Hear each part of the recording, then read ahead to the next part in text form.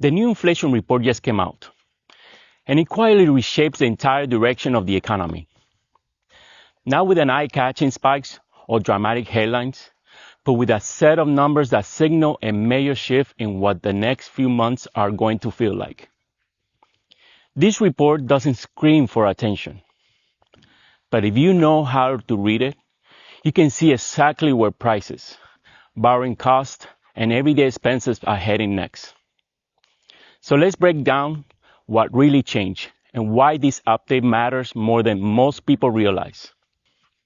Here's the surface level snapshot. Inflation is holding close to 3% year over year. Month to month, we saw a 0.3 increase. Core inflation, the part that reflects day-to-day living, sits near 3.0 as well.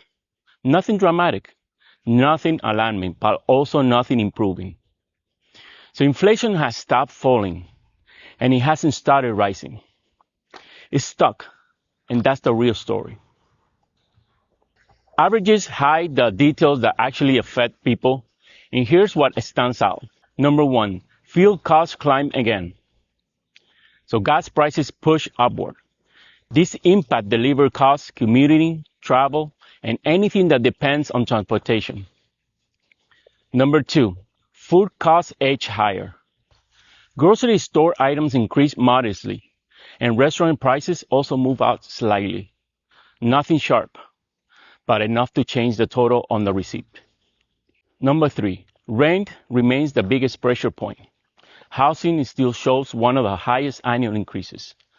It's low, steady, and difficult for most households to adjust. Number four, everyday service costs more than they did months ago. Repairs, home essentials, recreation, insurance, they're all trending upward in the background. Number five, vehicle prices softening. Used cars dipped again. Good for buyers, not for anyone locked into high payments for the past few years. So this combination is what shapes people actually experience with inflation, not the single number in the headline. So we move into a new phase. Number one, inflation is no longer cooling. For almost a year, the trend was downward. Now we're sitting at the plateau, meaning prices are stabilizing at a higher level. Number two, the level reserve now faces a tougher decision. With inflation stuck around 3%, it complicates rate cuts. Cut too soon, prices could rise again. Wait too long, hiring and growth could slow. Number three, the cost of living isn't easing. Even if inflation isn't rising fast, the accumulated increase of the last few years are still very much in place. This report confirms that we're not sliding back into high inflation, but we're also not getting meaningful relief. So here's what most households will notice. Housing. Renewals and new leases continue landing higher than expected. Food. Typically, grocery costs rise just enough to change monthly spending. Fuel. A bump in gas prices affects weekly budgets immediately. Service and fees, insurance, utilities, and basic needs keep adjusting upward, often quietly. This isn't a dramatic shock. It's a continuation of elevated living costs at a level that forces people to make subtle adjustments month after month. So here's what matters going forward. The next full inflation release is expected in December, which will show whether this plateau holds or shifts. Watch Federal Reserve comments. Their next moves will determine borrowing costs. Keep an eye on gas, food, and housing. They are the categories shaping most households' stress.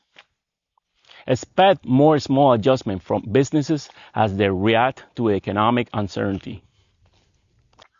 So yes, this new inflation report may look calm at first glance, but underneath it signals a turning point, a move away from falling prices and towards a period of steady, elevated costs. It's not a crisis, but it is a moment to pay attention, because the choices made over the next few months from the Fed, from businesses, and from households will shape the start of 2026 in a big way.